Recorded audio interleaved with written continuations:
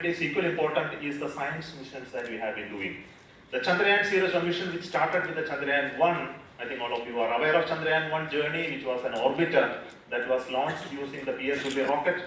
Chandrayaan 2, when it was ready for launch, our LVM-3 was ready. So I am very happy that while I was working in that project, that rocket was made ready to launch the Chandrayaan 2 in its inaugural operational launch, which was hugely successful. Then the Chandrayaan 3 came, but Chandrayaan 2, of course, though the orbiter and lander were there, the orbiters working very well, the lander failed to make the soft landing. But the Chandrayaan 3 made history. After understanding the failure of Chandrayaan 2, we were able to correct and then make the Chandrayaan 3 land softly on the southern side of the moon. And this was a historic event on August 23rd, 2023. When the Honorable Prime Minister was lively, looking at the whole screen, and we were all looking at the screen with bated breath and heart. The lander softly touched on the southern side of the moon. It was a historic event for all of us. All across the globe, I know my friends and colleagues, they were all celebrating. And all of you, I know many of you would have seen this event directly. I think this has changed the way the complex missions are handled by ISRO, where touching the moon, though we have done in Chandrayaan one time through a impact probe, soft landing on the moon is a huge complex problem. And after touching down, we need to achieve some fantastic science objectives. I think I'll talk about a little bit later. It's not just soft landing on the moon that is important. Right? We need to do scientific experiments and then generate data for our scientists to understand about the moon and its other related issues. I would like to talk to you a little bit about, at this moment, and go back and look at how scientific output of these missions were hugely important for each one of us.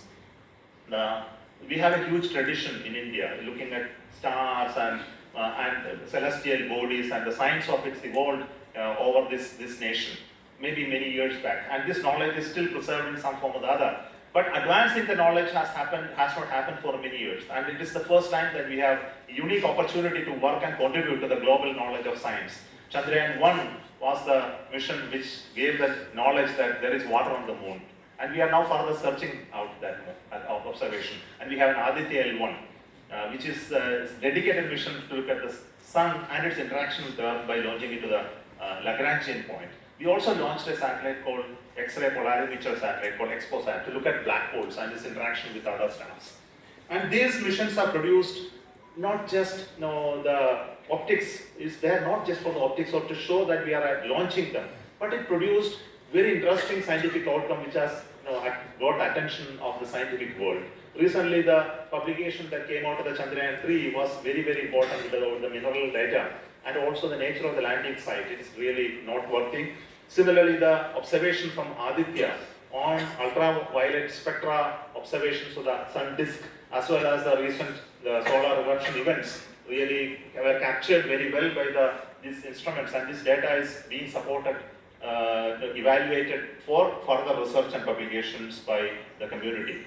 I can tell you that it's not just these three satellites. We have earlier satellites like AstroSat, which has produced almost 400 publications and almost 30 plus PhDs out of the findings of the AstroSat. So, though the scientific research contributions in terms of the missions were small, but the outcome has been really surpassing their expectations. I would like to spend some little bit of time on the further developments that are going to take place in the space sector. A grand space vision for 2047 has been announced by the government. Honorable Prime Minister has made this announcement himself about how we are going to expand in the Amrit Kal, the activities in space sector, and the new vision that's going to drive us towards expanding space activity as well as space economy.